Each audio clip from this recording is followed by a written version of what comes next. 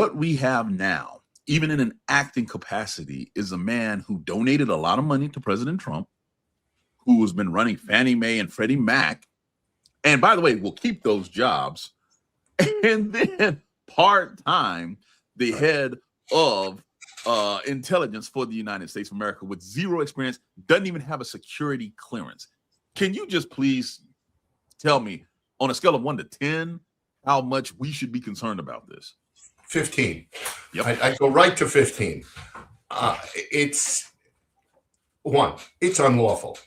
Yes. Two, the fact that it's acting itself is concerning. And the president explained, as well as I could, why it's concerning, because the president has figured out that by making him an acting, he will stay in for months without any oversight from the Congress. Mm-hmm. And the president was very clear. That was the point of doing it as an acting appointment. Yes, there is the money. Yes, there is the lack of experience. Yes, there is having 2 other jobs at the same time. You get the irony there. That's why we created the DNI. But at least those 2 jobs were in the intelligence world. And Senator Warner, who's just whose face you just put up on the screen here, he pointed that out. And there's a guy who really does have experience in intelligence. Right. He's been on the committee that does the oversight. So he understands exactly what's going on here. But there's another element here. Incompetence is part of it. There's no question about it. An inability to lead the intelligence community. But there's an if there.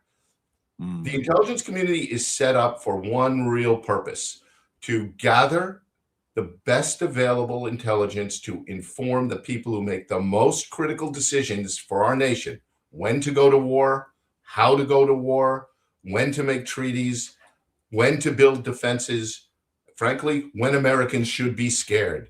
And they do that for the president, cabinet secretaries, the Joint Chiefs of Staff, the Congress as well. That's what the intelligence community is supposed to be doing.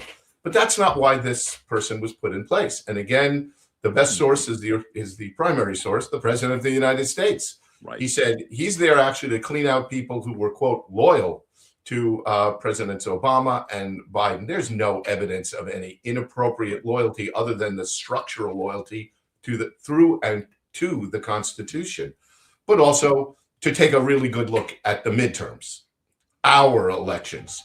The intelligence community is not there to look at our elections and how Americans vote and when they vote, and most importantly, who they vote for. And that's what the president has made very clear that this guy's job is. Stephen, let's dig right into that, because my natural question is, okay, then why do this? Correct me if I'm wrong. We have various organizations, but most of our intel is focused internationally outside of domestic walls because of various laws, etc., structure. How is it that he can turn our intelligence apparatus inward domestically on American citizens? Well, first step, and by the way, in my organization, the Steady State has seen this overseas over and over again with a rising dictator, a rising autocrat. The first thing you do to deal with the problem you just talked about, which is how do you turn this? I'm going to keep using these maritime analogies. Yeah. How do you turn this shit? Well, first thing is you start firing people. You fire the people who know a lot. You fire the people who have demonstrated an allegiance to the law and the Constitution. You fire the people who you don't think are personally loyal to you. That's the first thing you have to do.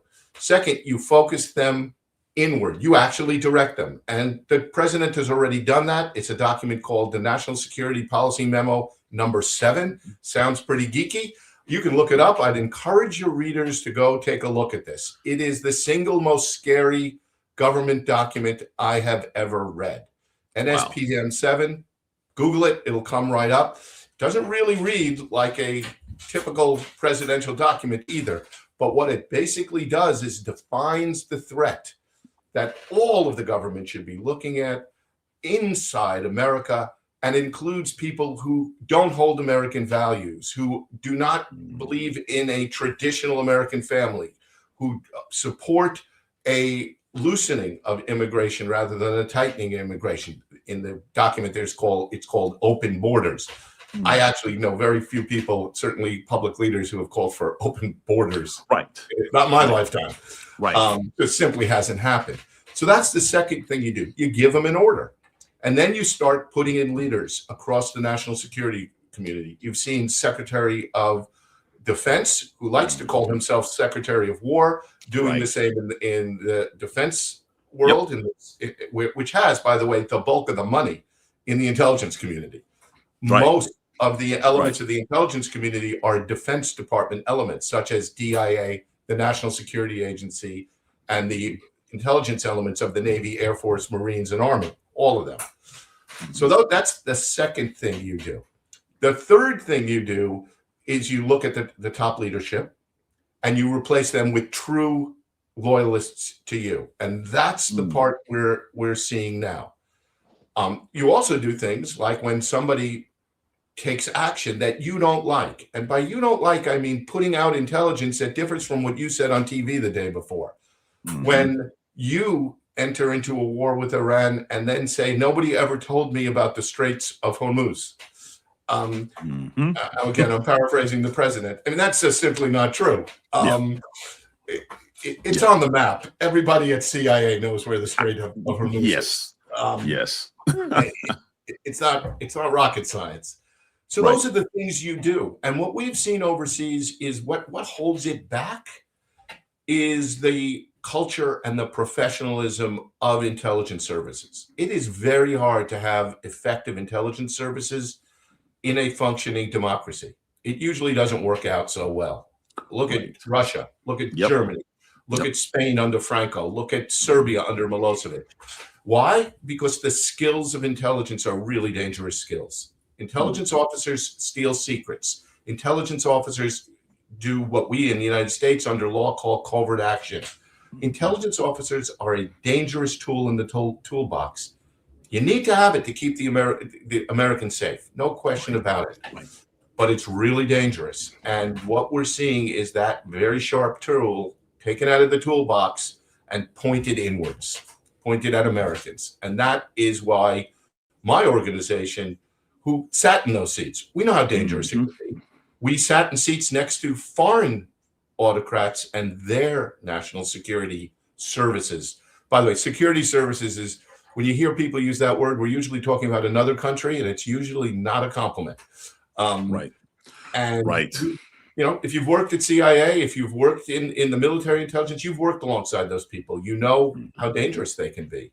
So we're worried. We're really worried. And when you couple it with what we're seeing about the election in California is not good, we're going to do investigations, and the similar, I'm going to use the word weaponization, which is yet another word which has been sort of glommed onto by the Trump administration and turned around. Certain amount of irony there. But the destruction of a Justice Department that, like the intelligence community, holds itself apart from politics, doesn't do the bidding of politicians to keep them in power. We're seeing the same thing there. And altogether, it's a 5-alarm fire.